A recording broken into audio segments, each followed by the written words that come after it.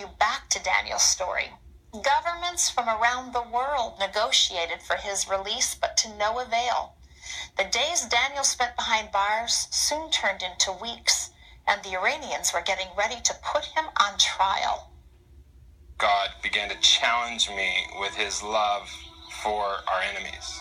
And he said this, he's like, Dan, ask me what I think about this man.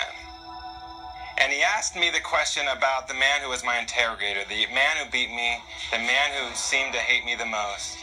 And it was a few days into it that I finally asked God, okay, what do you think of this man? And at that moment, my heart opened up and I began to see God's love for this man. How he loved him from the beginning, how he made him, how he loved his family. And I'll never forget the last day I saw him. I remember on this day thinking, oh my gosh, what's he going to do today? And at that moment, I remember looking at him and I said this.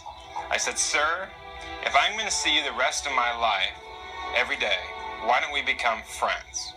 He's like, no, that's impossible. And I said, sir, you can start by telling me your name. And I stuck out my hand to him and I said, sir, let's be friends. And as I stuck out my hand to shake his hand, he just stood there and he froze. And after a few minutes, he started to shake. And then all of a sudden, I saw his hand creep towards mine, and he shook my hand. And as he's shaking my hand, I saw these tears start to roll down his face.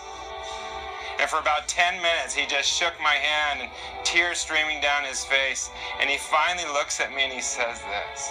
He's like, Dan, and he calls me by my name. My name is Razak, and I would love to be your friend.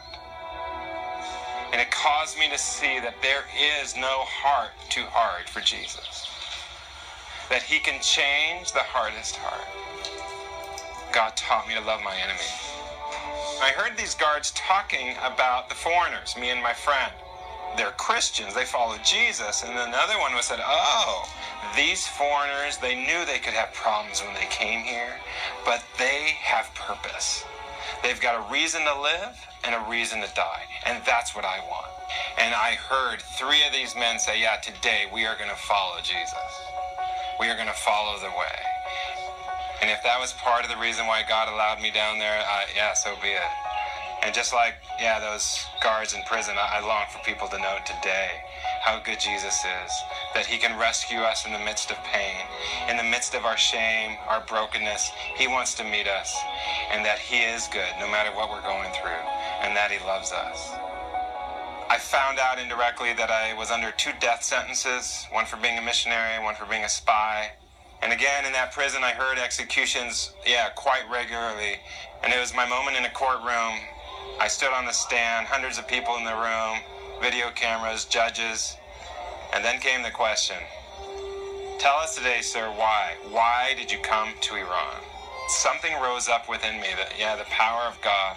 And I remember looking at the judge and saying this. I came to Iran to tell you about Jesus Christ. And when I said that, I'm like, oh, what did I say? And all of a sudden, I said it again.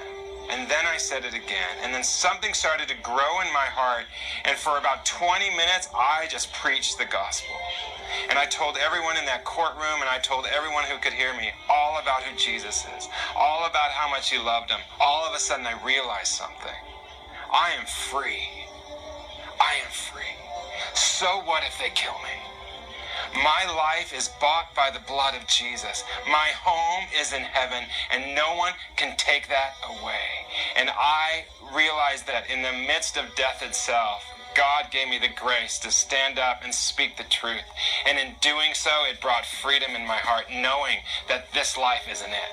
There is more. And I'm going home one day, and no one can take that away.